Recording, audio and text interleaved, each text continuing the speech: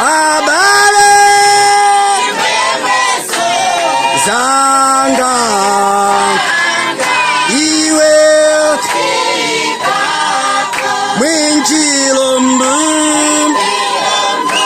kolonanjo sese inde chigonjeso abale mwemweso zanga inde pofika mwinjilombu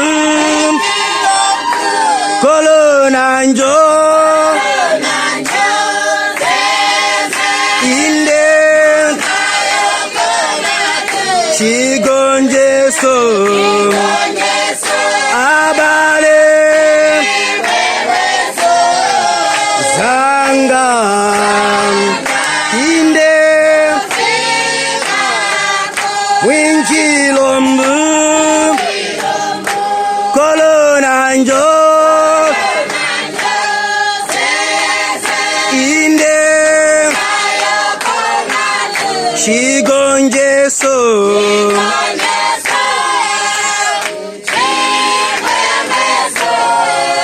zanga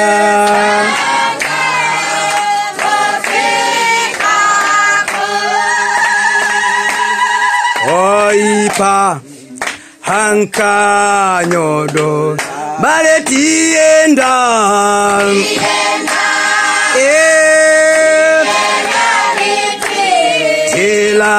tilale kati sepo balentienda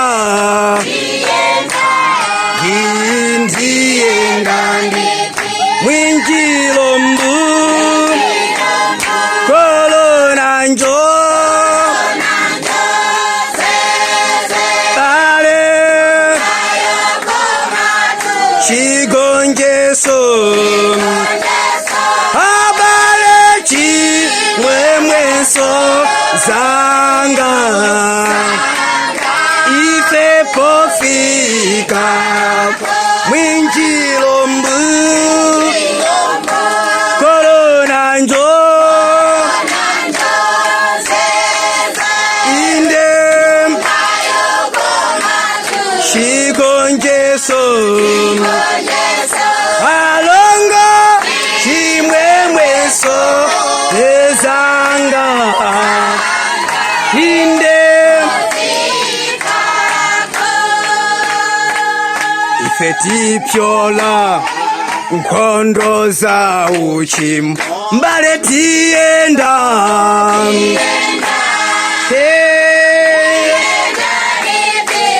tilale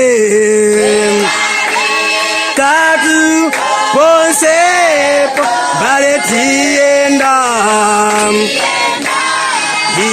itienda mwinjilombu kolonanjo ale chigonjeso chimwemweso zanga pofika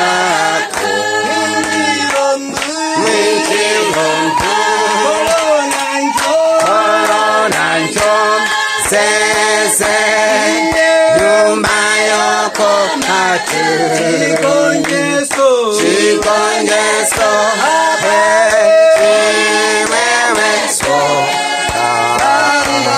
zanga pofika tienda kunika longo tienda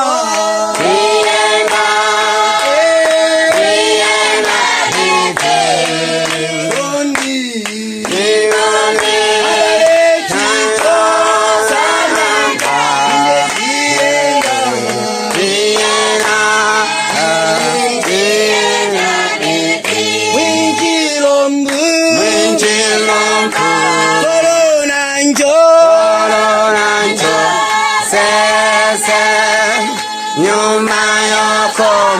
matu Chigonjeso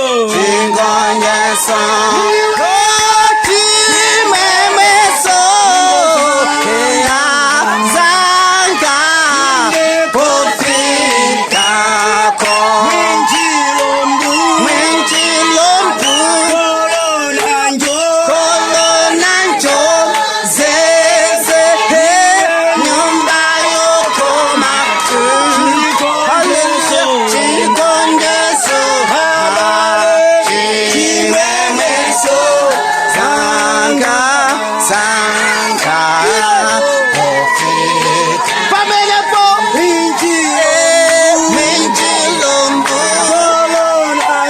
Kolonanjo Zeze Nyumba Yoko Matu Chigonjeso Chimwemeso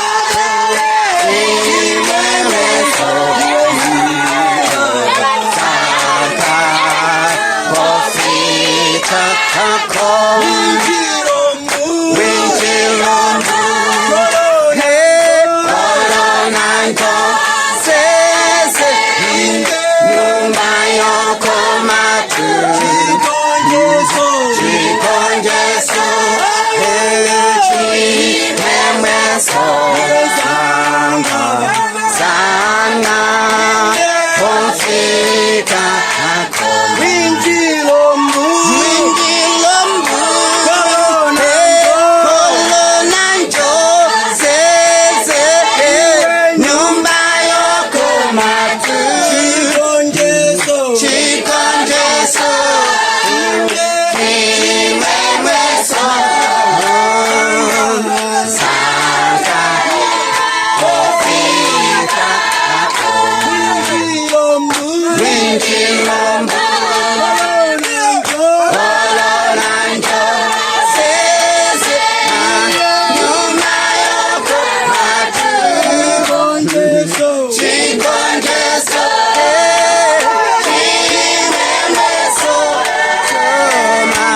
Zanga Pofika Ko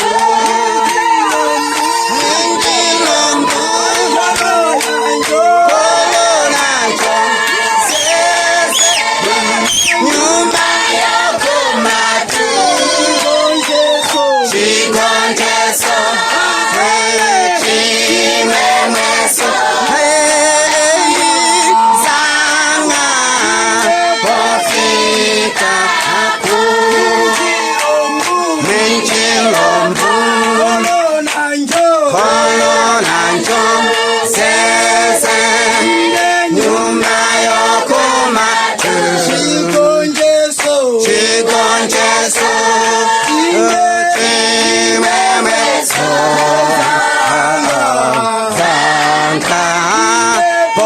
Pofika Ko Minjilombu Kolonanjo Zeze Nyumba Yoko Matu Chigonjeso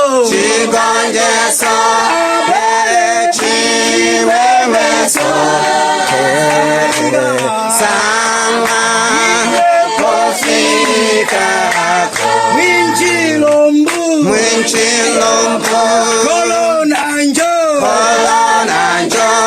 Zeze Nyumba Yoko Matu Chigonjeso Chigonjeso Chimwemeso Zanga Pofika Ko Minjilombu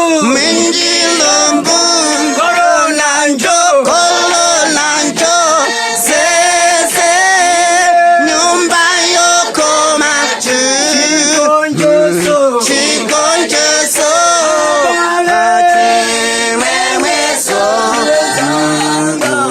Zanga Pofika Ko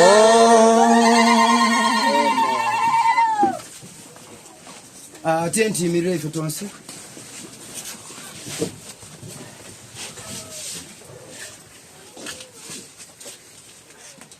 Bale Ventura mukoza utiandikira pafupi kwa tizafuna kuponya pa internet kufuna kuziwisa ziko lose la pansi zankhani imene kuti nyamata wakati lansika na njero ndiye tili ndi abale maiko akunja amene sangakhoza kumpalula athu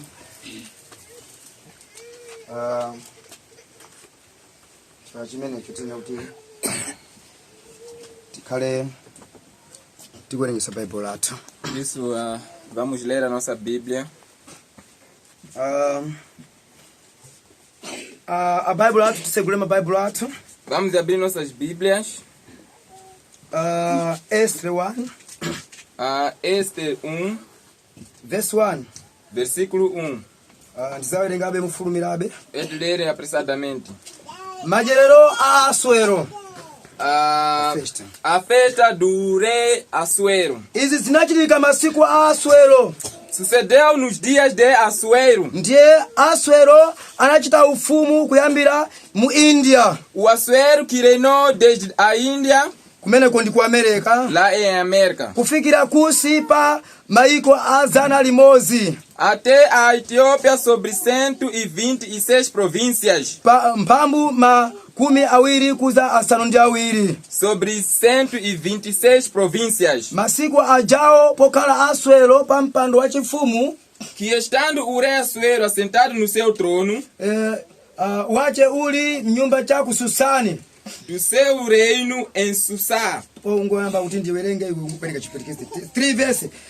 Chaka chachitatu cha ufumu wache anakonzera maderero akalonga ache onse ndi otumikira amphamvu aprisia ndi amedi ndi aomveka ndi akalonga a maikowo anakhala pamaso pache pamene anaona zolemera za ufumu wache wa ulemu ndi ulemerero wa ukulu wache woposa. Masiku ambiri ndiwo masiku a 100 mphambu makumi asanu ndi atatu. Atatha masiku ufumu inakonzera maderero a anthu onse okhala mchinyumba cha kususani akulu ndi ang'ono masiku asanu ndi awiri nkupha bwalo la munda wa maluwa wa ku nyumba ya mfumu. 6 verse. Panali nsalu zole njeka zoyera zabiriwiri ndi zamazi zomangika ndi zingwe ndi thonje la bafuta ndi lofirira mpa zigwinjiri za siliva ndi za sanamira za sangalabwe makama agolide ndi siliva pa mayalidwe amiyala yofira ndi yoyera ndi zoyezuka ya kuina yakuda nawapasa chakumwa zomwera za golide zomwezo zosiyana ndi vinyo wa chifumu anachuluka monga mwa ufumu wa ufumu ndi mamwedeo anali monga mwa lamulo. Panalibe kukakamiza mpakuti mfumu idayikira akulu onse nyumba yache motero kuti achite monga momwe akumba aliyense akumbani aliyense. Vasiti akana kuonekera ku maderero ku maderero. Vasiti yemwe mkazi wa mkuru anakonzera akazi maderero nyumba ya chifumu ya mfumu Asuero.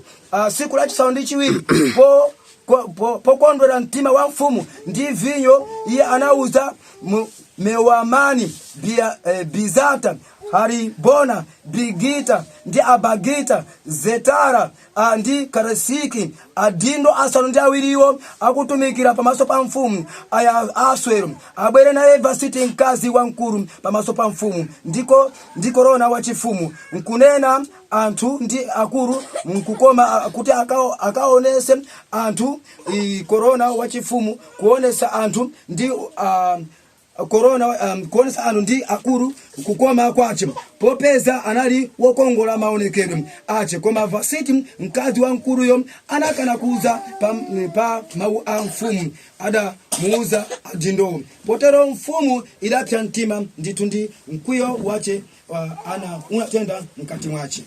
Mukoza kwenda chipitikezi.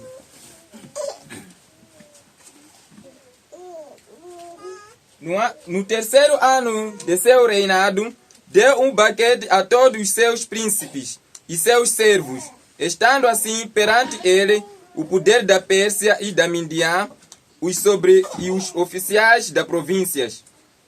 Nessa ocasião, ostentou as riquezas do seu glorioso reino e o esplendor da sua excelente grandeza, por muitos dias, a saber 180 dias.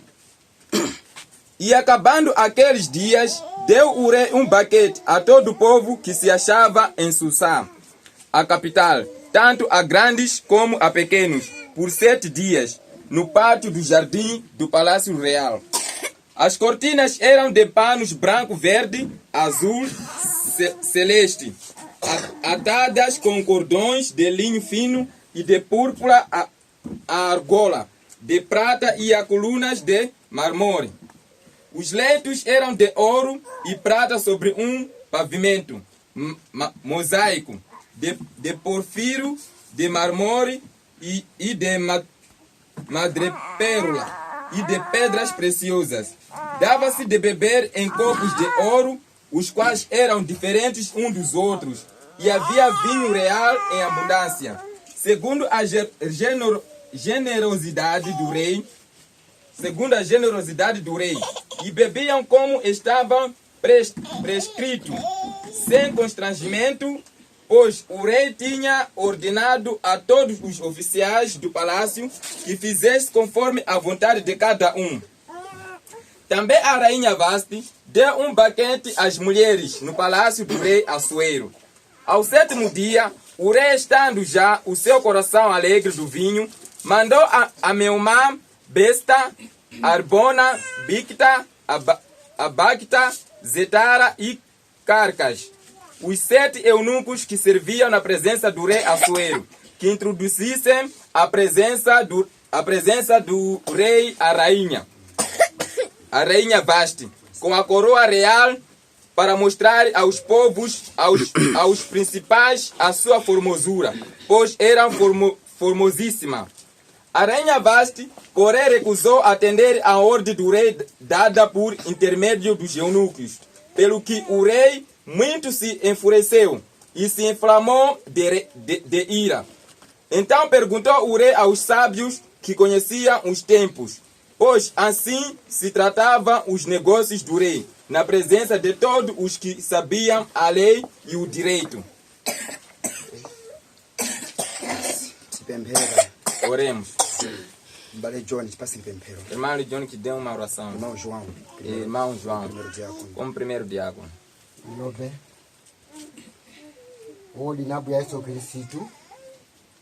Inoela tu ni ufukanga nive ni uvipanga nive. Tu, Senhor Jesus Cristo, vemos te perguntar e pedindo.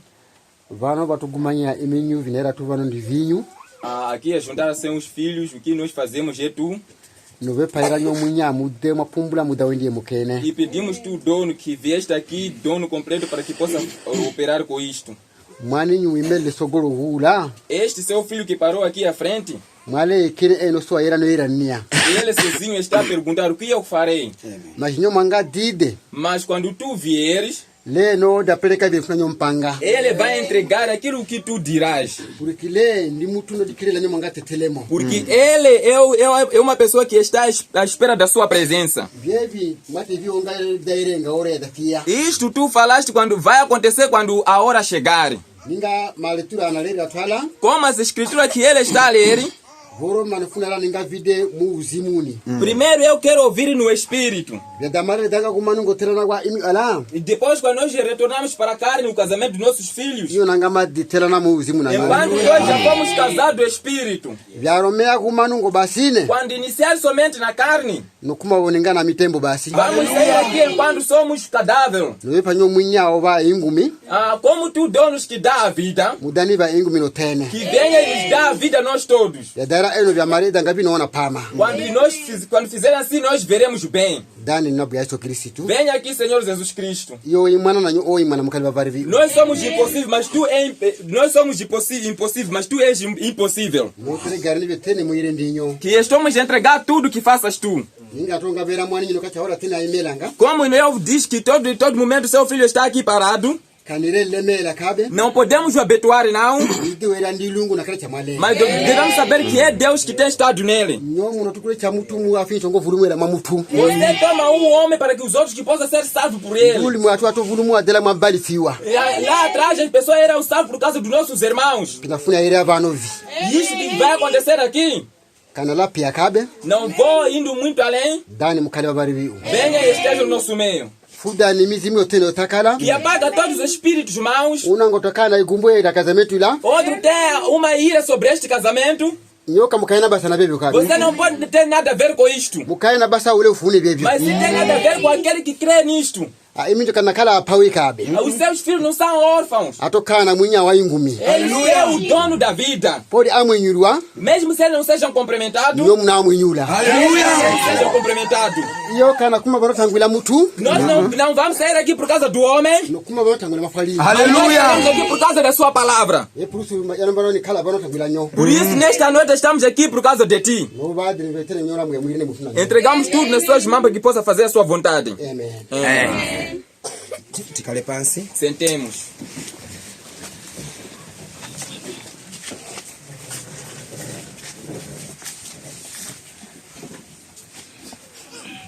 kulukira kuti tili mudongosolo la chikwati.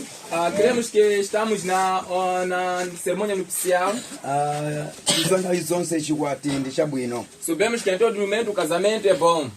Mwina anzathu alendo athu Não, os nossos hóspedes mukhoza kumamva ndi kuyankhula chichewa podem ouvir eu falando em chewa, koma sikunyadira mas não é por xingar. chifukwa kuti tili ndi abale a mtundu osiyana. E porque temos irmãos de diferentes cores. Zimene tikupanga panozi Isso que nós estamos a fazer aqui zikuoneka dziko lonse lapansi. está a se ver em todo o mundo. chifukwa chake timayankhula muziyankhulo zingapo. É por isso que nós falamos em algumas línguas. ndi chifukwa chake timayankhula chichewa ine É por isso eu estou falando em chewa, kuti abale amene ali ku Malawi nawonso amazipeza kuchokera pa intaneti. porque os outros irmãos que estão em Malawi que possam encontrar-se na internet. abale athu ali ku Brazil amazipeza kuchokera pa E intaneti. também os irmãos que estão em Brasil que possam encontrar na internet. amene ali ku Portugal amapeza kanso pa E os intaneti. também que estão em Portugal que possam encontrar também na internet. ndi mayiko amene amamva chiputikizi E outros países que ouvem a língua portuguesa. po akhala kutenga mauthenga amene kuchokera pa intaneti. Eles vão tomando essas mensagens a partir da internet. pano tikupanga izi kufuna kuziwisa dziko lonse lapansi E estamos fazendo isso para dar comunicar a todo mundo, kuti anthu onse adziwe kuti mnyamata municho nakuti amtsikanawo. para todos que possam saber que a jovem Monijo, ele casou esta menina. mwina uzakhoza kuchokera abale ku mayiko akunja Talvez podem ser alguns irmãos nos diferentes países, chifukwa asikana wakhala kuonekera pa intaneti nthawi zambiri. porque essa menina está se manifestando na internet em qualquer tempo. fo mbale akhoza kuchokera kutali kwambiri Talvez a irmã pode sair bem longe. kuti ndifuna ndikamusange mtsikana uyu Talvez que eu que estou para casar esta menina kuchokera pa intaneti. a partir da internet. ndiye lero tifuna tiziwisenso mawu andikhala ndikuponya pa intaneti. Hoje quero dar comunicar que amanhã enviarei para a internet. po abale onse amene azakhala kuonera pa tepi E imeneyi qualquer irmão que vai ver neste tape, azadziwa kuti mulungu wathu dunia ele saberá que a nossa irmã Dunia, lero akukwatiwa ndi mbale de Monijo. que hoje está a ser casado por irmão Monish. lero tikatha kulumikiza Se nós terminarmos a unir, iye sazakhalanso dunia ele não será mais Dunia, azakhala mlongo Monijo. ele será a irmã Monish. basi zili choncho kuchokera mpaiko. Isso está assim a partir da Bíblia. ndifanya chimenecho E por causa disto, mpaya azuse mutu wake uzie façam que ele levante a cabeça, não pode inclinar muito. kuti abaleso akuina akwazimuona. Para que os irmãos do outro lado possam ver. komanso wanyamata amenewa E também desse jovem, akhala kuonekera pa intaneti ele também se manifestou na internet. tena azamba kumapemphera ku mayiko akunja Talvez outros nossos países podem orar. kuti mwina mbale amene mwina mulungu akhoza kuyankha pa iye kuti Talvez andipatire esse irmão pode ter uma resposta para ela. ndiye ngati panali wina amene amapemphera chifukwa cha mnyamatayo Se existia um que orava por causa desse jovem, athese mapemphero e amene ele possa terminar sobre essas kuti orações. mbale Monijo wapeza mambande. De que o irmão Monijo encontrou um absoluto. basi chifukwa cha chimenecho E por causa disto, tupanga tepi imeneyi estamos fazendo esta gravação. chifukwa chakuti tifa kuziwisa dziko lonse Porque lapansi. queremos dar a conhecer todo mundo. mwina nthawi zina ife kuti ndife ana obadwa kuno Talvez nós somos filhos nascidos aqui. tipo timangona kuti zilibe ntchito. Podemos saber que não tem isso nada a ver. abale anga kuno kwa Mandiwa Meus irmãos aqui em Mandiwa, tifa ndikuchenjezeni quero vos advertir. timanyozeka tikakhala kwathu. Nós somos desprezados enquanto estamos aqui na nossa terra. pepani maluwa aja amene mmaona amaponya aja Aquelas flores que vocês estavam ver lançando, zikugwera pafupi itolani se estão cair perto de você, pode apanhar. awa ndi amponda matiko. Esse é o dono de dinheiro. masiku akale Nos antigos tempos, timaponya mapepala opanda nós chakudya estávamos a lançar papéis sem nada de comer. koma koma tangotola nimuone kukoma kwake. Mas apanha para ver a doçura disto. Umo mulizokoma. Aí tem algo agradável. Zimene nyama tali kurosera. Aquilo que o jovem está a profetizar. Kuti ndapeza mpambande De que eu eliye. encontrei absoluto verdadeiro. Kungotola chimenecho. Você somente apanhar isto. Kumva kununkhira. Você vai sentir o cheiro. Pamene so uzi kulumunya mkamamo. Enquanto você está mastigando aí dentro, Uzimva kuzuna ngati uchi. você vai sentir a doçura como mel. Mukuona? Você está vendo? Basi maluwa amene ndi abwino kwambiri. Esses flores são bons. Ndipo zione kuti tili ndi chikwati cha mtengo wapatali. Você tem que saber que temos um casamento doloroso. Papa tinaye mponda matiki. Aqui temos o dono de dinheiro. Dzina la Ambuye Em Yesu. nome de Jesus Cristo. Mkristu samakhala osauka. O cristão, Samakhala opanda kanthu. ele não tem algo em falta. Zonse ali nazo. Ele tudo já tem. Kungokhala ndi mzimu woyera. Você somente tem o Espírito Santo. Uli ndi zonse. Você já tem tudo. Ndi mzimu woyera ife timalenga. Com o Espírito Santo nós criamos. Mwina anthu ambiri amadabwa chifukwa cha ife. Talvez outras pessoas admiram por causa de nós. Ena a ife amaticha ife ndife asataniki. Outros falam de nós que somos satânicos. Paya kuti mwina anyamata akachita malonda awo amaendera. Por causa de jovens quando fazerem negócio vai bem. Tisakunamizeni Não iya. posso desmentir não. Tili nawo mankhwala. Nós temos o medicamento. Tili ndi chitumwa. Nós temos a botânica. Koma chitumwa chathu. Mas a nossa botânica Ndi Ambuye Yesu é o Khristu. Senhor Jesus Cristo. Amene ndi mkulu wa zitumwa zonse. Este é o dono da botânica. Ino mangovutika kungotenga mtengo. Vocês complicam se levando uma árvore. Ndipo nkumachichayicho kuti ndi mulungu. Vocês tomando isso dizendo que é Deus. Kuti ngakupaseni inu chuma. Talvez que possa vos dar a riqueza. Mukunama. Vocês estão a mentir. Koma ndi Ambuye Yesu. Com o Senhor Jesus Cristo Inu mukhalayo chuma. você terá a riqueza. Sizovuta iya. Não é coisa complicável. Chuma chochokera kumwamba sicho tukutosa tukutayi. A riqueza saindo de Deus não é uma riqueza que você vai tirar o sol. Palibe. Não. Mukuona kodi apa mwando apano. Simukuona kuti kuyamba kusunda pena pashe. Vocês não estão vendo aqui, mandou que nós estamos indo de um lado. Masiku akati nkaponya mapepa la oka opone takudya. No antigo tempo nós estávamos lançando somente papel sem nada de comer. Koma chikwati cha mbale munishi. Mas o casamento de irmão Moniz, Maluwa okawo ali maluwa oponya okawo ali ozuna. as flores que nós lançamos é uma flor docerosa. Mauna? Viram? Izo nzabuno kwambiri. Isso é muito bom. Ndipo nukule chikwati chimenechi. E creio que este casamento Chinisangalasa mochuluka.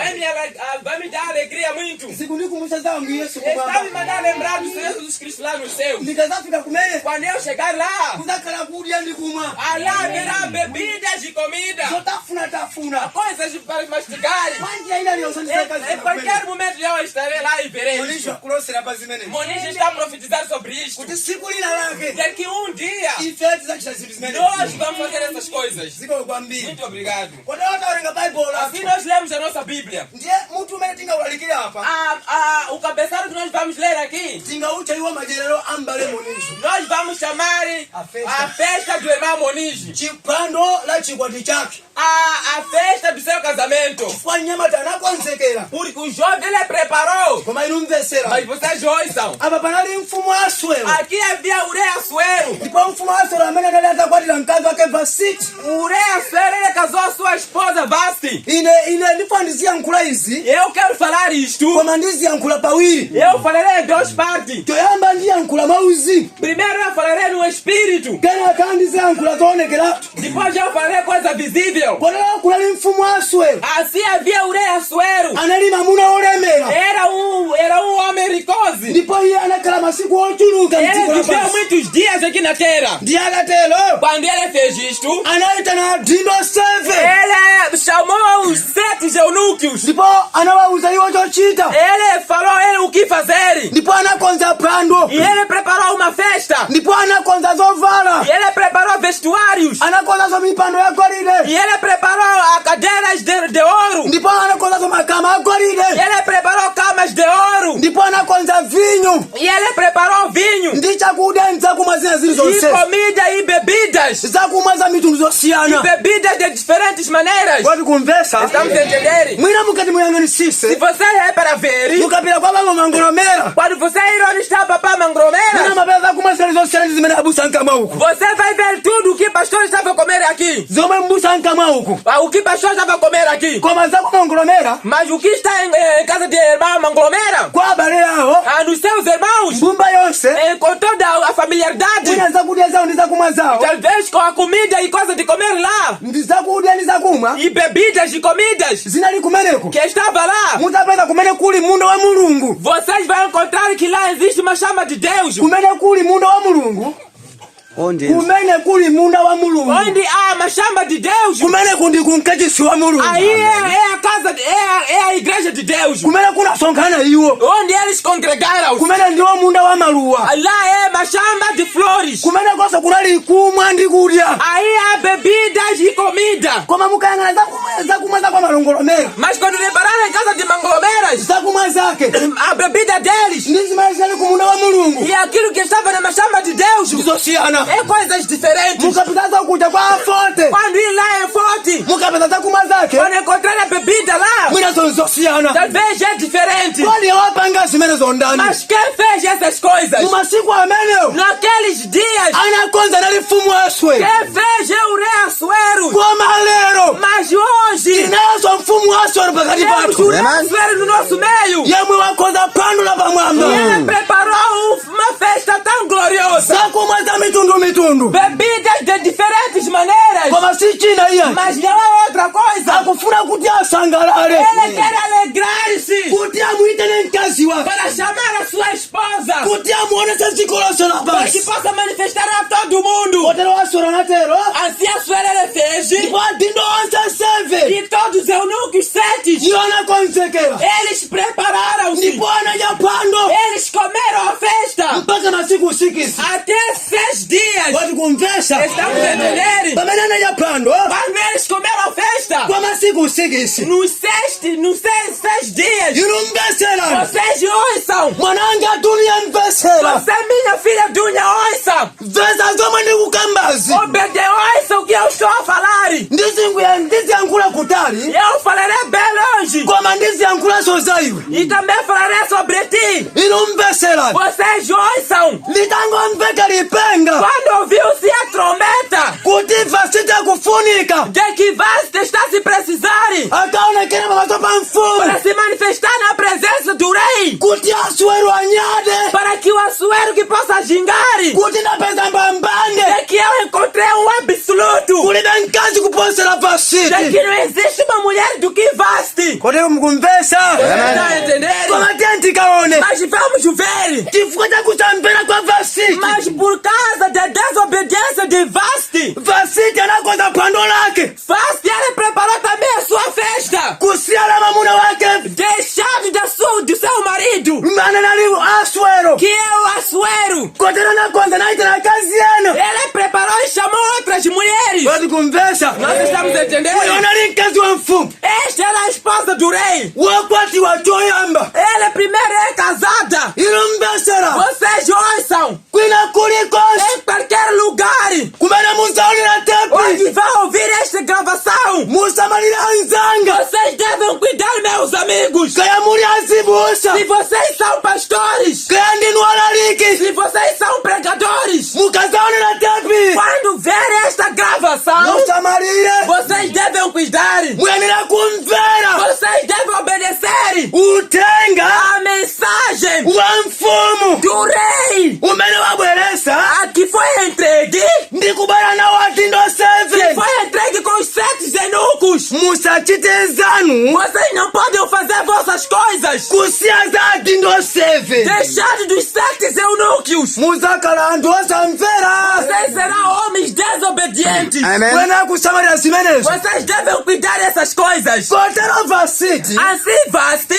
anaitana akazi ena ele chamou outras mulheres. monga lero Como também hoje, mipingo yayikulu muitas igrejas, mipingo yayikulu as maiores igrejas, imaitana mipingo yaying'ono ele chama as pequenas igrejas kupanga madongosolo akapembezi para que possam entregar a ordem da adoração. izo nzosiyana ndi baibulo Isto é diferente com a Bíblia. koti kumvesa Estamos a ouvir? Kotero. Assim, Mulungu safuna chotero ayi. Deus não quer essas coisas. Kotero vasiti. Assim, Vasti, Anakana kukaonekera pamaso pa mfumu. ele negou manifestar-se na presença do rei. Watu kumvesa. Estamos a entender? Mwananga dunia mpese. Minha filha dura oiça. Iwa usatakalenga ti vasiti. Você não pode ser como Vasti. Kumene omukako. Onde você vai? Kuli mfumu ili kumene. Há um rei que está lá. Mfumu imeneyo. Este rei Ndi mbale wathu Monishi. é o nosso irmão Moniz. Chifukwa ningi ndini na zimenezo. Por que eu estou a falar essas coisas? Kuyambira pachiyambi. A partir do princípio, Pamene Mulungu anamulenga munthu. quando Deus criou o homem, Analenga mamuna ndi mkazi. ele criou homem e mulheres Siku limodzi lomwelo. no mesmo dia. Mkazi ndi mamuna. A mulher e o homem, Onse amachedwa Adamu. todos eram chamados Adão. Koma atagonedwa ndi Satana. Mas quando dormiram junto com Satanás, Ena amati anaja Apulo. outros falam que comeram maçã. Si choncho ayi. Não é assim. Akunama. Estão a mentir. Iwo kunali kugonana. Isto era dormir junto. Iwo anagonana pamene Mulungu asana wadalise. Eles prostituíram antes de Deus abençoar. Chifukwa chake mukutiona tili pano. É por isso que vocês estão nos vendo nós aqui. Nyamata waenda nthawi yayitali. Esse jovem andou muito distante. Dalikira naye uthenga nthawi yayitali. Nós pregamos a mensagem com ele há muito tempo. Nsikira uyo waenda nafe nthawi yayitali. Essa menina também, ela peregrinou conosco há muito tempo. Ndikuwuzani mdzina la Ambuye Vamos Yesu. dizer em nome de Jesus Cristo. Awali angwiro. Esses são santos. Kodi mukumvesa? Vocês estão me ouvindo? Kudongosolo la umunthu. Na ordem pessoalmente, Ndi angwiro. eles são santos. Kuvala vele chophimba. Ao vestir o véu assim, fechando, Zimayimira kuti. isso manifesta aqui. Ndi mkazi wosasegulidwa. É a mulher que não foi aberto. Sanagonapo ndi mamuna olosiku Não limodzi dormiu com nenhum homem, pelo menos somente um dia. ena mukundifunsa. Outros estão me perguntar: Iwe waona chotani? você como viu? Ine simo nga inu. Eu não sou como vocês. Ngati ndili pano wansembe. Se eu estou aqui como sacerdote, Mulungu ali nane ndine m'masomphenya. Deus está comigo nas visões. Koma sizokazo iya. Mas não é somente isto. Muchipangano cha kale.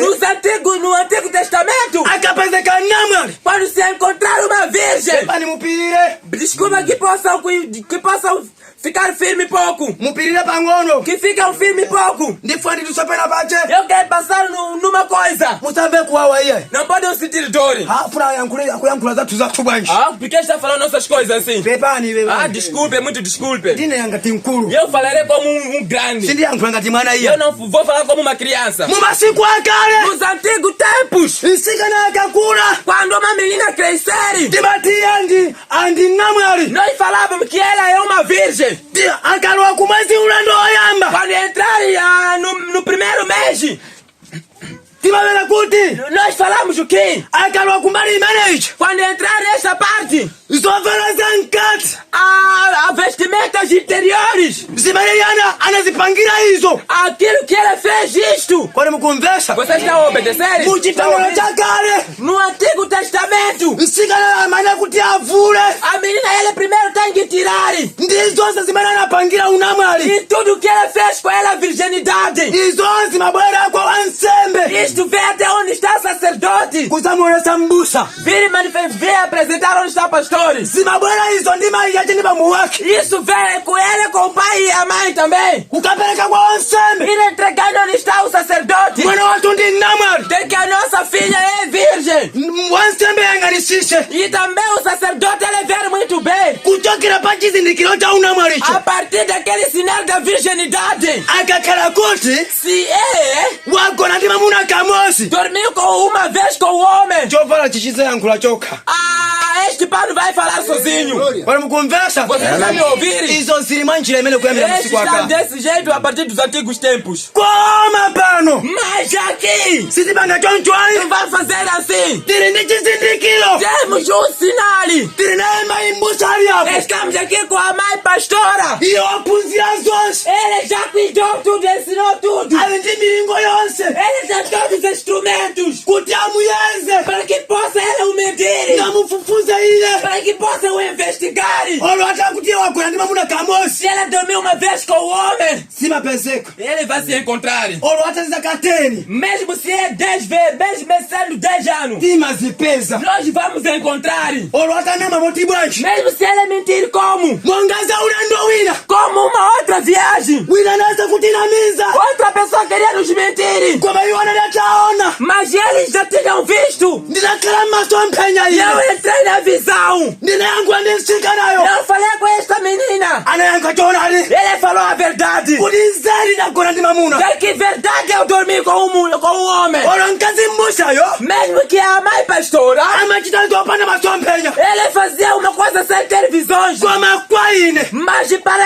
eu, ndimayankhula mmaso eu amphenya falo com as visões. ndikoza kumuuza munthu Eu posso dizer à pessoa, malo amene anachitira iye chikololo no lugar onde ele fez a prostituição. sizimandikakisa Isso não me duvida. ndikoza kumuuza nthawi ndi malo ache Eu posso falar o lugar e o tempo também juntamente. koma chifukwa chakuti ndi mbusa Por causa de eu ser pastor, timapereka utumiki kwa mayi uko eu entrego este ministério onde está o mamãe. basi zimakhala manjira imene Isso também tem sido assim. ndiye uyo ali mnamwali E este é uma virgem. uyonso ndi nyamata Este também é um jovem. kumvesa Estamos a entender? titapeza ife ife Quando nós encontramos isto, tabweresa iwo poyera nós trouxemos ele aqui, é verdade. ndi mwinji onse oyera Para oti que mbu todas as pessoas que possam ver, ndi mwinji oyera kuti mbu com toda a congregação santa, ndi mwinji onse uli oyera e também com todo o vestimento santo, umene nyamwali uyo avala com esse virgem que ela usou. ndi chimenecho E isto ndichosimikizira kuti iye ali mnamwali é que vindica que ela é uma virgem. koma mvesera Mas ouçam, vasiti sanamvera mfumu basta ela não obedeceu ao rei. anapanga misongano yake Ela também fez as suas reuniões. atapanga misongano yake Quando ela fez as suas reuniões, mfumu inakwiya ao rei irou-se. kotera mwananga dunia mpese Assim, minha filha Dunia, ouçam. ukapita uko Quando você ir lá, mwina mamuna wako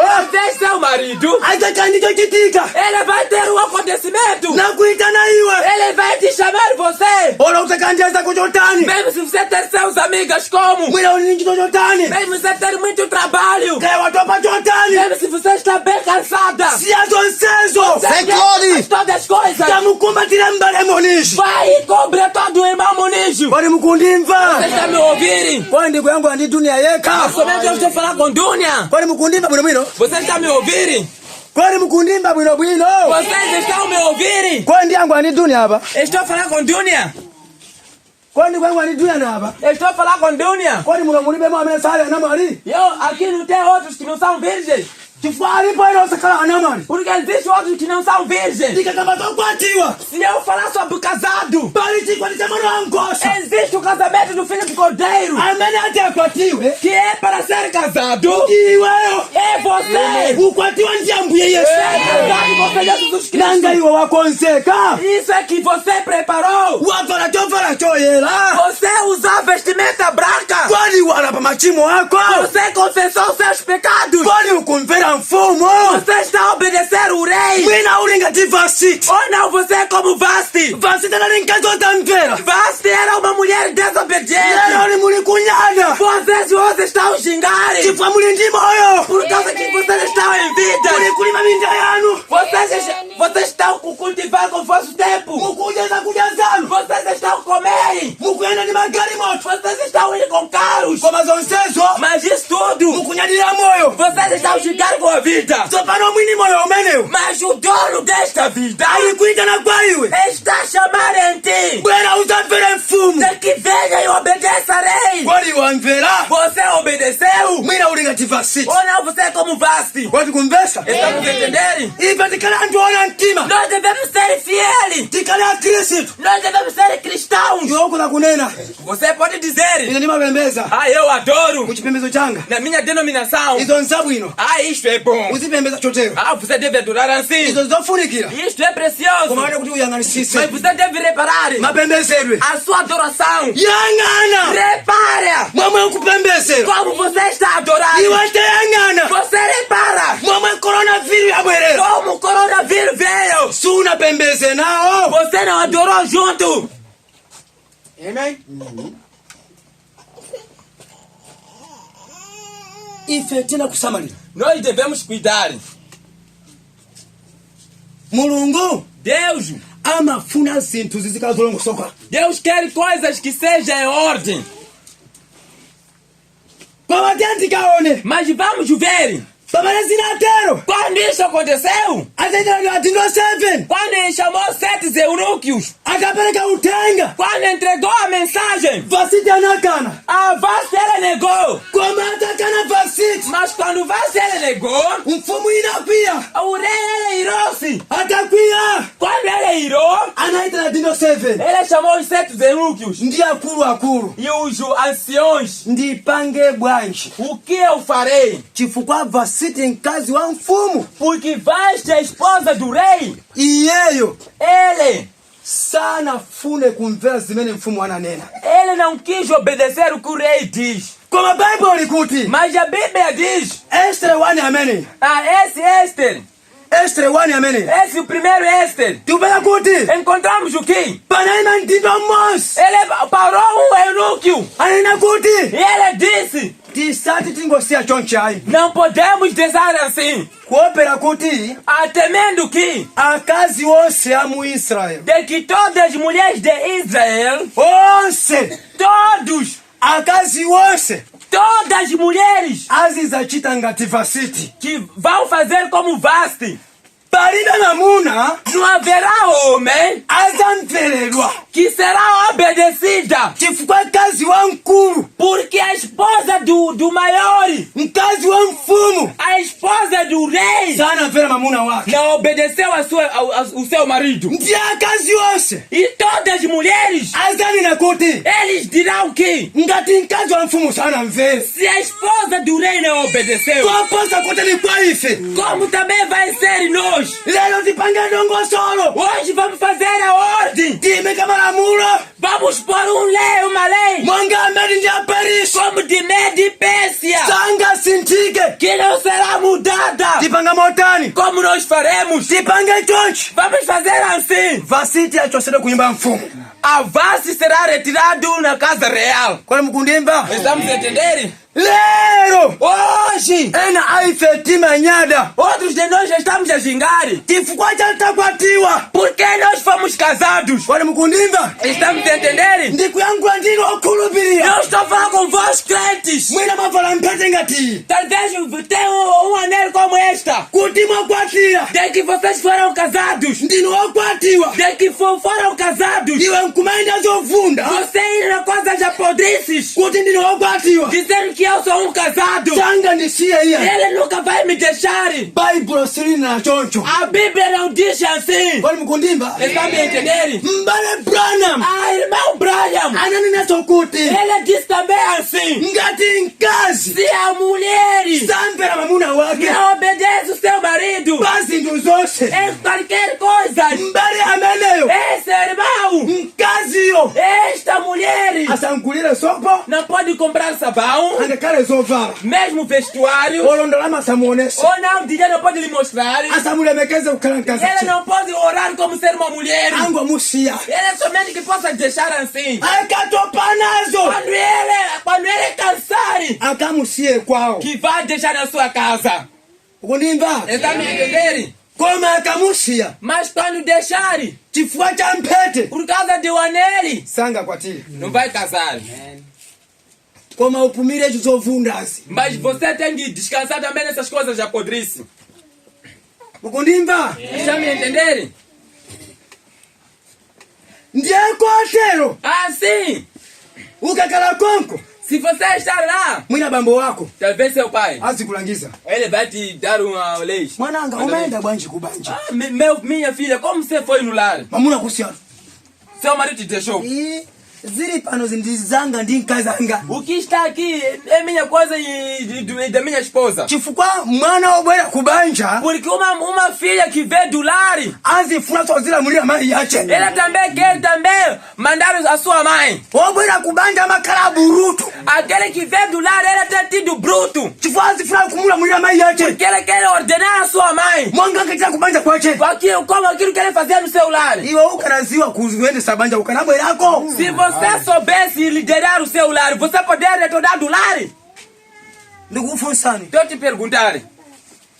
Paribe. Não. Abwera kutufanya mtu walepera. Ele retornou do lar porque ela desconseguiu. Kotara mbesera. Assim, ouçam. Mbale watu monishi. E nosso irmão Monijo, Izo zili mchikwati. Isto está no casamento. Izo ziko za kutero. Isso pode fazer assim, pode ser assim. Mbeshera. Ouça, Koma ngati ungatero. se você fazer assim, Uzieza bwino. você deve se medir bem. Kuti sunga sirire É ena. que você não vai apreciar outros. Koma ngati uona kuti supirira. Se você ver que não vai aguentar.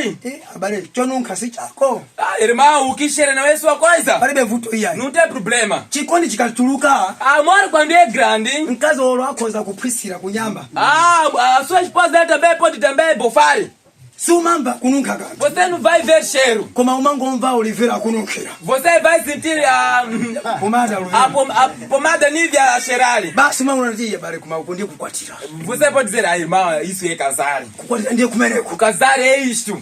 Koma! Mas, Akachita chipongwe. quando ele fazer a brutariedade, Iye nkupanga zimenezi. e ele fazer isto, Atasundira nuko. de que afasta aí. Ukuti nunkisa. Ah, está cheirando mal. Koma zulo. Mas ontem, Zimanukira. estava a cheirar bem. Lero. Hoje, Zikununka. está a cheirar mal. Kodi chikununka ndichi. Mas o que está a cheirar é isto. Palibe. Não! Chimo limene napanga zulo lija. O pecado que ele fez ontem Limene likununka. é este que está a cheirar.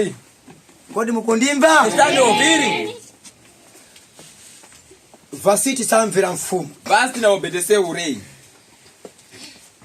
Ndachinachitika nchiyani. E o que aconteceu? Zitatero. Quando aconteceu, Aswero. o rei Assuero, Anatumiza ntenga. ele enviou mensageiros Kuti munitenera anamwali. de que chamem as virgens. Kodi mukumbesa. Está me ouvindo? Atapeza kuti amvuyang'ana anamwali. Quando foram procurar as virgens, Kuletirwa asikana. foram chamadas meninas. Kodi mukumva. Está me ouvindo? Asikana oziwa kusamba. As mulheres que sabiam tomar banho bem. Monga mukuziwa pano pamwandiwa. Como vocês sabem o que é Mandiwas? Pali asikana oziwa kusamba. De que existe meninas que sabem tomar banho. Onse anayikire kunyumba ya kususani. Todos foram postos na casa de Nyumba ya kususani. na casa de Sussan, Kumele kuli nyumba ya mfumu. onde está a casa do rei. Kwa lero. Mas para hoje, Nyumba ya kususani. a casa de Sussan Ndi nyumba ya mbuye Yesu. é a casa do Filho Jesus Cristo. Kodi kumbesa. Estamos entendendo? Anamwali onse anayitanirwa. Todas as meninas foram chamadas. Pamene mfumu imautisa ngesikana. Onde o rei era para escolher a menina. Kodi mukundimva. Estamos entendendo? Atayitanirwa onsewo. Quando foram chamadas todas, Onse anapasira mazi kuti asambe. todas foram dadas águas para tomar banho. Nazo zedwa mafuta. E foram ungidos ungüentos. Ndi kupekera zovala. Foram dados vestimentas. Koma mfumu inanyamuka. Mas o rei levantou-se. Naenda kunyumba ya E chifumu. ele começou a ir na casa real. Pamaso pa adindo. Na presença dos eunucos. Kuyang'ana nkasi. E começaram a reparar a mulheres. Wasiyana ndi Vasiti. A diferente com Vasti. Kodi mukumbesa. Está me entendendo? Ife tiri muno. Nós já estamos aqui. Ena tiri ndi a Vasiti. Outros nós estamos Vasti. Abeta kwatira akazi. Que foi que casamos mulheres. Akazi osampera. As mulheres desobedientes. Wopanda utenga. Que não têm a mensagem. Akazi. As mulheres Wofuna kulamulira amuna. que querem comandar os homens. Kodi kumbesa. Está me Ili entendendo? muno ife tonse. Nós estamos aqui todos. Zonselo zili nkati momwe muno. Tudo está aqui dentro. Koma iwe mvesera. Mas você ouça. Tentikaone. Vamos ver. Aswero. O rei Assuero, Atiyang'anisisa. quando ele reparou, Anapeza Estere. ele encontrou Esther. Kodi kumba. Estamos entendendo? Analisika wanera. Era uma menina digna. Namwali wokongola. Uma virgem bonita. Estere. Esther, Ndiyemwe anakwatiwa ndi Aswero. quem foi casado por rei Assuero. Kodi kumvesa. Estamos entendendo? Ndenyamata uyo. E esse jovem, Anayang'anisisa onsewo. ele reparou muito bem todas elas. Kuza kuti pano pala asikana. Como nós sabemos aqui existem meninas. Iwe ungakweza kufoira ngati ungatero. Você pode se atrapalhar se você não for assim. Mwina ukuza kusanga mesu ukafuna kusanga. Talvez você vai escolher a pessoa que você não queria escolher. Ena tuanabwera pano. Outros vieram aqui, Ochokera kutali. saindo bem longe, Kubwera kuzasanga. vindo aqui a escolher. Kwa ukhala ndi masomphenya. Lá ela tendo visão Kuti nkazako ndiuyo. de que a sua mulher é esta. Koma atafika pamwandi. Mas quando ela chegou aqui em Mandiwa, Adindo atachera asikana onse. os eunucos, quando chamou todas as meninas, Kuyang'ana onse. ele reparando todas, Maruwa onse pamwandiwa. a todas as flores de Mandiwa. Nyama tanasokoleza masomphenya. A jovem ela distribuiu-se com a visão. Anasanga wina. Ela escolheu outra pessoa. Kusanji masomphenya ake. Ela deixando com a sua visão. Zinavuta. Isso foi complicável. Kuyasita umu mutu musi zinateke. Ela experimentando aqui por aqui não foi possível. Koma atabwera ku masomphenya ake. Mas quando retornou para a sua visão, Zinateka. Foi possível. Chifukwa chani? Por quê? Maluwa hapa nyumba ya kususana. As flores da casa de Suzane. Ndikayankhula za maluwa. Se eu falar sobre as flores, Inu mukuziwa anza za kale. vocês sabem, meus amigos. Uyu uli munda. Este é a machamba. Munda wa maluwa. É a machamba das flores. Kodi simukuziwa? Vocês não sabem? Maluwa amenewa. Essas flores. Kodi mukumbesa? Vocês estão ouvindo? Sama sakulwa ndi ntengo iya. Não será aberto com a árvore, não. Kodi maluwa kale maluwa. Aqui será que terá flores? Kupanga chochi. Vocês fizeram assim? Kalibe. Não.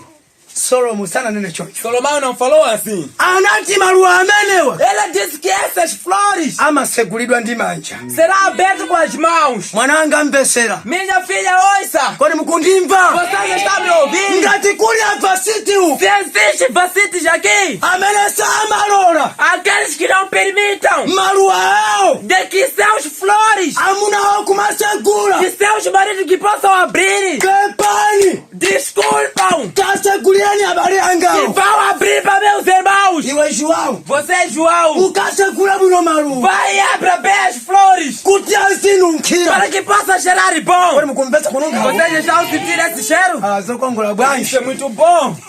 Ansanu tu kusegula kwao. Vossos irmãos abrirem bem.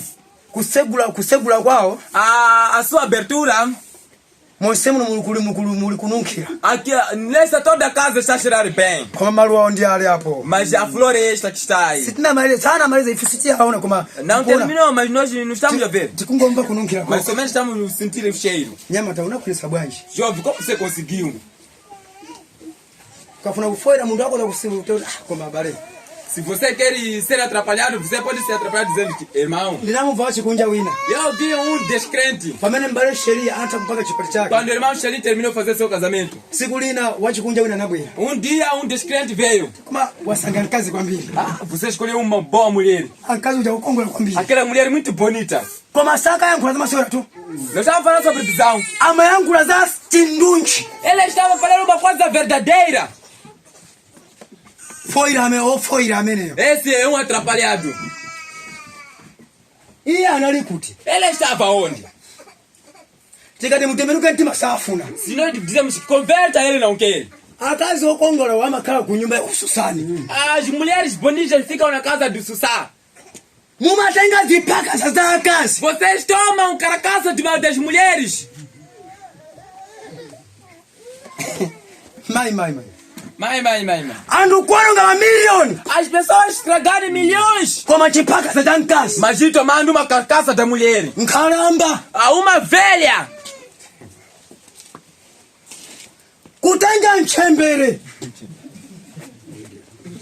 Kazi oberekana. Você tomando uma idosa.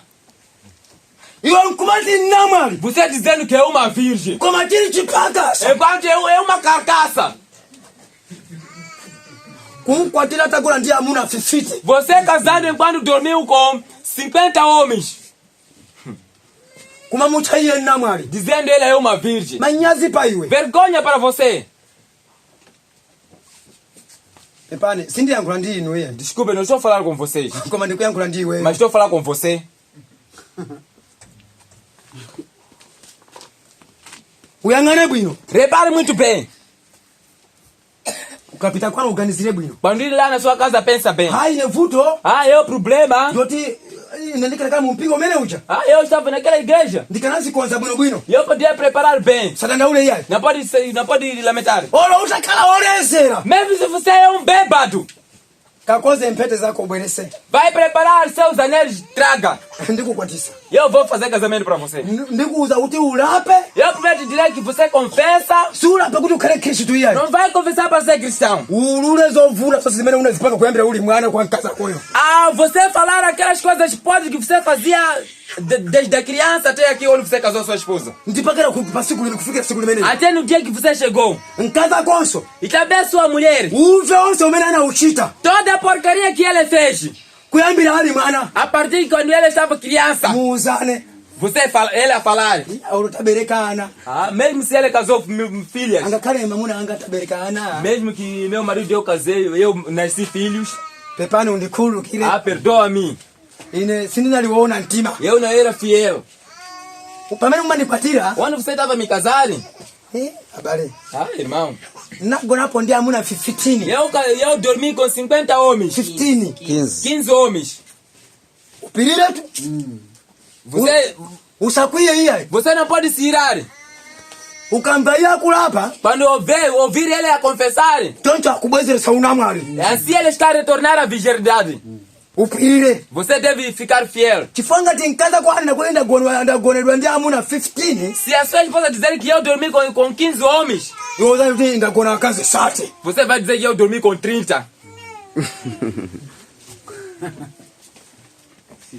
Ndio ukatakonza losezo. Quando você acabar de confessar tudo, Tikukwatisa pagola nsembe. eu vou vos casar aqui no púlpito. Basi mupizika pita kama mkacha Suzano. E depois você vai continuar bebendo. Chiko chano chikala choera. Assim o seu casamento será Kwa santo. muri wochimwa. Mas você sendo os pecadores.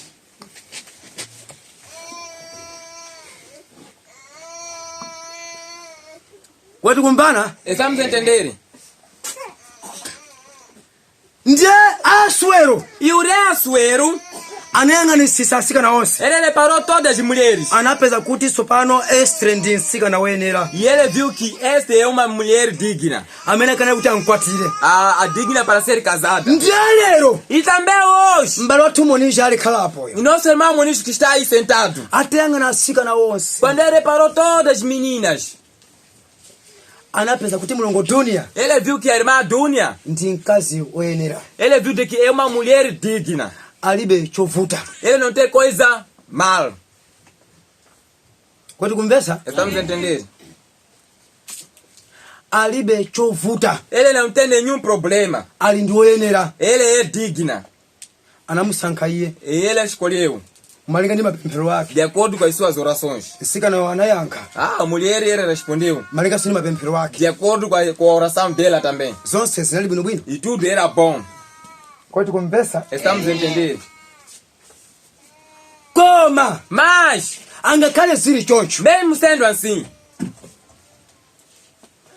Ine masiku akale eu nos antigos tempos, ndikafunsa iwe mchipinda changa. eu perguntava a eles no meu quarto. Kwa masiku ano sindimafunsa kuchipinda ayi. Mas nesses dias eu não pergunto no quarto. Ndimafunsa paguwa pompa. Eu pergunto aqui no púlpito. Uza amwene ngati unagona pa kazi umuze nkazi pompo. De que jovem, se você dormiu com algumas mulheres, diga a sua esposa aqui. Pompo azini na pompo nosi mukumva. Aqui, ele falando aqui, todos vocês ouvirem. Fukama muza ndimangisa ine mirando. Porque amanhã vocês vão me trazer problema para mim. Kwa nsika naso chimozi mosi. E também na menina também a mesma coisa. Timapanga njira imeneyo. Nós fazemos nesse caminho. Cholinga kuti Por o caminho, por objetivo que mawu a Mulungu azilemekezedwa. a palavra de Deus seja honrado. Kwati kumvesa Estamos a entender? Bible A Bíblia ndiloyenera. é digna. Loyena kuti limferedwe. Digna para ser obedecida. Sona pamene zafika pamenepa. Quando chegar aqui, Sana nyamata tatango sika nayo. quando o jovem ele escolheu esta menina, Ndeti kapita kuchivumbulutso verse chapter 19. quando nós fomos no Apocalipse, versículo 19, Chapter 19, capítulo 19. capítulo 19, Verse 7. no versículo 7, Pamene akuyankhula kuti é onde ele está a falar aqui, tisangalale, de que alegremos-nos, tikondwerere de que alegremos-nos, chifukwa cha chikwati cha mwana por wankhosa. causa veio o casamento do filho do cordeiro, Mkazi wake de que a sua esposa, wazipanga yeka kukhala wangwiro. ele aprontou-se sozinho para ser santa. Palibe cholesa kuti asakulale ni muchikwati. E ele não tem algo que possa acusar para que não possa estar no casamento. Tsopano pano E agora aqui, tenefe tikondwerere devemos nós alegrarmos ndi kusangalala e também nós jubilarmos, chifukwa cha chikwati cha mwana wankhosa. porque já chegou o casamento do filho do cordeiro. Ndiye mwana wankhosa lero angayimire kukhala ndani. De que quem vai ser o filho do cordeiro hoje? Nkhosa ndi Ambuye Yesu. O filho do cordeiro é o Senhor Jesus Cristo. Koma membala wina aliyense E qualquer membro, ndi mwana wankhosa. ele é o filho do cordeiro. Ndi ana ankhosa amenewa E esses filhos de cordeiro, amayenera kuti azikhale ndi zikwati zawo zopatulika. eles também têm que ter os casamentos sagrados. Ndiye chikwati chawo chayandikira. E também o seu casamento, ele está pronto. Ndipo mkazi wake wazipanga yeka kukhala E woyera. também a sua esposa fez-se sozinho ter santo. chifukwa chachimenecho E por causa disto, tonse timene kuti tilemekeze zinthu zimenezi. todos devemos honrar isto. Kotero fani kuwuzani abale ndi awo. Assim quero vos dizer, irmãos e irmãs, Chikwati nchofunika kuchilemekeza. o casamento é uma coisa que devemos honrar. Kwati kumvesa. Estamos a entender? Chifukwa nthawi zambiri Porque há muito tempo zikwati sizimalemekezedwa. os casamentos não são honrados. Pepani tu. Muito desculpa. Pali ena. Existem outros Mupirire pang'ono. de que tenham paciência um pouco. Pepani ine ndinoyankhula ndinawamulomo kwambiri. Desculpa, eu sou de boca, falo muito. Nsanene. Eu não posso falar. Neneretu. Devo falar de vez. Chifukwa ena ndiyauve. Porque outros são Anthu okhala ndi uve. as pessoas que têm seus dados. Mwanjira yotani. Por que meio? Mwana wawo akakwatira. A seus filhos quando é casado. Amati mwana wathu wagula ng'ombe yokoka ngolo. Eles dizem que o nosso filho comprou a carruagem para carregar bois. Ndiye wokwatiwa uja Essa que foi casada, akapita kuja quando ir lá, ngati sanga agwire ntchito mmene iwo akufunira. se ele não trabalhar como eles querem, Dziko lonse la mwandi walimaziwa. toda a terra de Mandoe vão saber. Mwanecho sana akwatire. Moniz não casou. Ndili ndi mazunzo. Eu tenho problemas. Mwana anachita kunyenya kundinyira. A menina, ele Mwana está... wandinyira kwambiri. O menino. O menino, ele cagou muito. Zovala zanga sizinali zabwino. O meu vestido não está bom. Koma pano Mas aqui, wakwatira. ele casou. Mkaziyo sasa pa zovala zanga. A mulher não está a lavar as minhas roupas. Saphika zakudya. Não está a cozinhar. Sasa tapa khomo. Ele nunca limpa na casa. Chifukwa pali zikhalidwe zomwezo. Porque existem essas condições Makomo anthu. nas casas das pessoas. Kuti akangokwatiwa chonchi. Se eles casaram, Ndipo nsikana akabwera. quando a menina ele vem, Ana onse osata pa khomo amasiya ntchito imene. todas as meninas que limpam a casa deixam de limpar a casa. Waganyu wabwera. Aquele trabalhosa veio. Ndiye ntchito yake makhala imeneyo. E o trabalho dele tem tido essa. Asese pa khomo. Trabalhar na casa, Asese pa khomo. limpar a casa, Asese pa khomo. Vareria. varrer a casa, Apa khomo no pátio. Pátio. varrer no pátio, Akata pamenepo. quando terminar aí, Asese nyumba. varrer dentro de casa, Akata pamenepo. quando terminar aí, Akatunge mazi. ir buscar água, Akasake terere. ir procurar quiabo, Apike. cozinhar. Akapika. Quando cozinhar, Atengeza kudya zija. tomar este mantimento, Agawe monse. dividir todo lugar. Akata pamenepo. Quando terminar, Basi. só Ayambe kuyenda. começar a viagem. Basi kuti mukaje kuja. Daqui, vão comer aí. Mukaje kuja. Ir comer, Mukaje kuja. ir comer. Onse ali okhala. Todos estão aí sentados. Ng'ombe yabwera. A boi chegou. Zimenezo sizofunika. Isto não é preciso. Koma! Mas, Tikanena choncho. se nós falarmos assim, Sizoti dunia akapita. não é de que quando Dunha ir Akakale bwana. sem patroa lá, Basi mano pantunda. nada, o pé de um lado para outro. Ali nzungu. Ele já é branco. Basi ampango azikutunga mazi. Sogro buscar água Otia asambe. para ele tomar banho, Kumango mpikira. cozinhar. Chimenecho ndi chiwanda. Isto é o demônio. Kodi mukundimba. Está me obedecer? Está me ouvirem? Mkazi wokwatiwa. A mulher casada, Amakala ndi ulemu. ele tem tido a hora. Mkazi wokwatiwa. A uma mulher casada, Amalawilira ukapereka moni. ele também tem que complementar. Amalawilira. Ele também experimenta. Amanhece. Ele amanhece. Kukapereka moni. Ir complementar. Mazuka bwanji bambo. Como acordou papá? Koma. Mas, Ukakala ndi uburutu. se você ter a brutalidade, Njerekezi. quando o diabo, Mzimu wa Jezebel. o espírito de Jezabel, Ukakala mwaiwe. quando estar em ti, Kukangocha siku. quando amanhecer o dia, Uzifuna kukola pakapakamwa. você somente quer lavar kusuka mano yako. E você escovar seus dentes. Kuti uzitafuna chinangwa. Para você que possa comer a mandioca. Kama usanapereke moni. Antes de entregar complemento. Umeona ndi mzimu wa Jezebel. Este é o espírito de Jezabel. Kama wazazi wa mzimu oye. Mas o cheiro do Espírito Santo. Iye ndio fasa. Ele é mansoso. Wa ulemu. Ele é respeitoso. Wa chikondi. Ele é amoroso. Pepani tu. Desculpa. Mwananga ungamve maujo. Talvez minha filha vá ouvir descontroladamente. Usayelekeze. Você não pode experimentar. Kupereka ulemu wa ukuru. Entregar maior respeito. Pepani upirire Pereira pamenepo. Aí Pereira deve ter paciência um pouco. Kwani kuponde pangono. Quero te pisar um pouco. Samarira. Cuide-se. Ndikulangiza mwananga.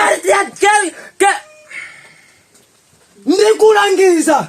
Quer te dar o mandamento. Ukapita huko. Se você ir lá. Ulemu wa ukuru. O maior respeito. Ulemu oyamba. O primeiro respeito. Upite kwa Monisho. Ir onde está o Monijo. Wachiwiri. Ao segundo. Bambo wa Monisho. Pai de Monijo.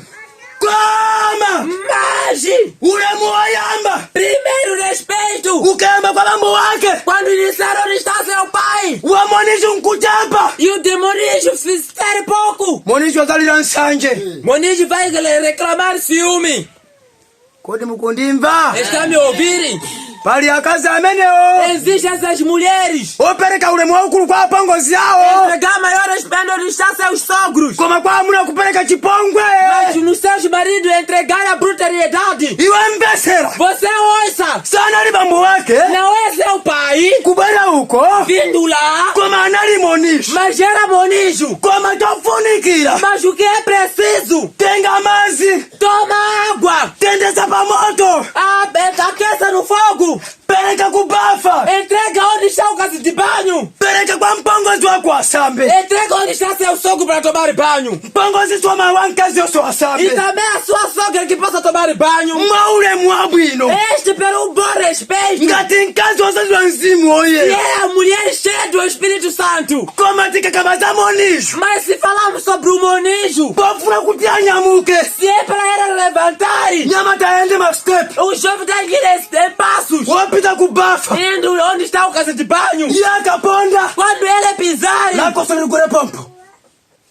Lakoso ligure pompo. E também a sua pé também cair aí. Stepilo yamba lake. O segundo passo. Lakoso ligure pompo. E também seu também aí. Akakoso la chiwiri. Quando ele deixar cair a segundo. Lakoso ligure pompo. E também seu também cair aí. Toma ukamatera mwananga. Mas se você fazer assim, minha filha. Usasie kuntenga iye Yesu. Você não pode deixar tomar nela toda. Mukuyenda mastepe. Quando ir em passos. Nonse mukupita muchibubafa. Vocês todos indo no casa de banho. Mupita kosamba. Vocês indo tomar banho. Kodi mukundimva. Vocês estão me ouvindo? Ndikuyangula kwai. Eu também estou falando com vós. Osaziwa kusamba. Vocês que não sabem tomar banho. Kodi alipoanza kusamba pano.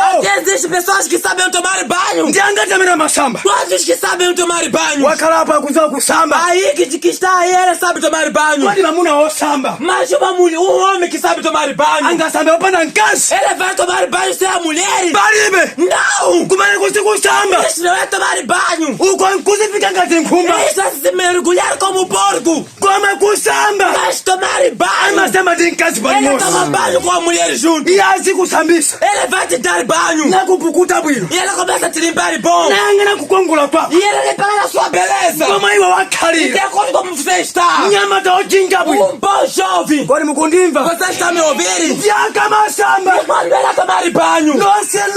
Vocês todos. Muli mbulanda. Vocês já estão aí dentro. Muli mbulanda.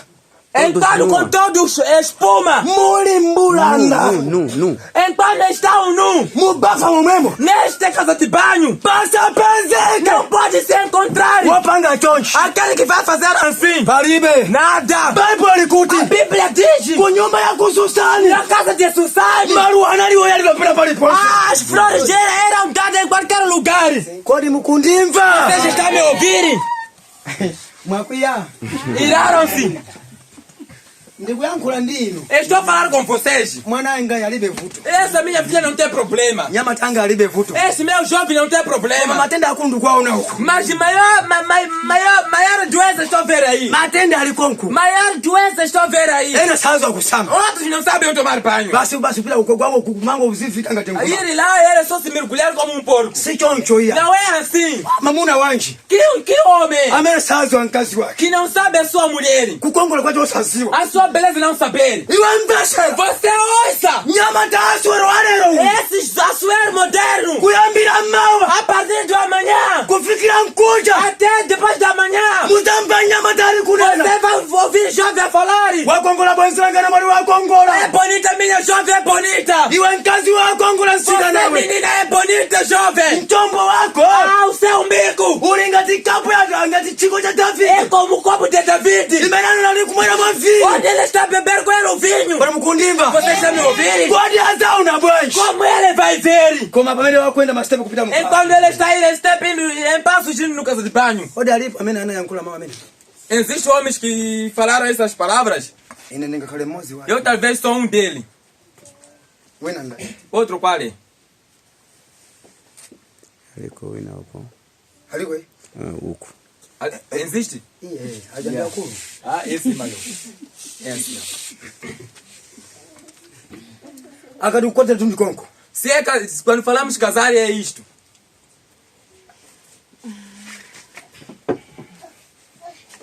Nthawi zina Em outros tempos. ndikusiya pang'ono kakhaniyo. Estou a deixar um pouco esse assunto. Muli mavuto. Existem problemas Ana akakwatira chonchi. quando as crianças casaram assim. Nthawi zina mabanja ana amaphasuka. Outro tempo, os lares dos filhos separam-se. Chifukwa cha abambo wao ndi amawo. Por causa dos pais e da mãe. Kumayankhula zovunda. Falar coisas podres. Kumamuuza mwana wao. Dizendo ao seu filho. Mpaka mwana amafika posokonezeka. Até o filho fica desestribar a mente. Koma zachikwati ichi Mas sobre este casamento, sizingachitike zimenezo. não vai acontecer essas coisas. Chifukwa choyamba Porque primeiro, ndaziwa nyama taukwatirayi eu sei o jovem que casou ndi sikana ukwatiwayi. e também com essa menina que está para ser casada. Koma sizokhazo Mas não é somente isto. ndafika pakhomo pa nyama tapa kwawo. Eu cheguei na casa desse jovem Ndipo ndimapita kumeneko. e eu fui lá Ndipo iwo mwina sakazwa kuti ndimapitirako chani. e talvez eles não sabem porque eu estava a ir lá. Mwina nkangoganiza kuti ndine m'bale wawo. Talvez eles estavam a saber de que sou da familiaridade. Ndimangopita kukangocheza. Ir lá e somente eu estava a ir lá para conversar. Ine ndine wansembe sindimacheza ndi munthu. E eu sou sacerdote, não converso com alguém. Ndikamaponda pakhomo pa wina aliyense Quando eu pisar na casa de qualquer ndili ndi cholinga. eu tenho um objetivo. Ndiye nditafika uko Quando eu cheguei lá, ndapeza kuti kulibe vuto. eu encontrei que não há problema. Mutati muliyang'ane uko. Se você já reparar lá, Chisangalalo chili uko. a alegria que está lá, Ine sindikuziwa. eu não sei. Si chisangalo cha chiphamaso iyayi. Não é alegria, Chiphamaso. The fingimento. não é alegria de fingimento, Koma chisangalo chenicheni. mas a verdadeira alegria. Kukondwera kuti mwana wawo akulwa mbanja. Alegrando que o seu filho está entrando no lar. Akumulandira mwana wawo ndi mtima wonse De wangwiro. que está a receber o seu filho com todo o coração santo. Izo ndizofunikira kwambiri. Isto é muito precioso.